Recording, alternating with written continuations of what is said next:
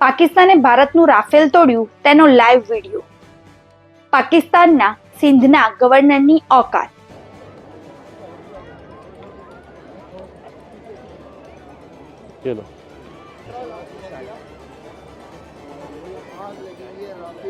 जी और गवर्नर साहब कहते हैं कि द टी इज फैंटास्टिक.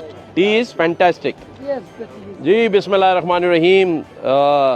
ये है वो भारतीय तैयारा जिसे हमने गिराया भी, जलाया भी और अब हम चाय पी रहे हैं.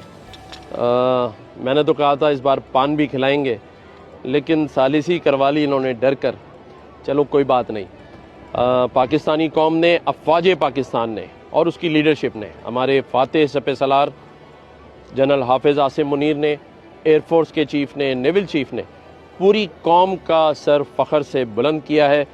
इसीलिए आज हम सुकून से ख़ुद भी चाय पी रहे हैं और इन मेहमानों को भी कहते हैं चाय तो तैयार है पान के साथ.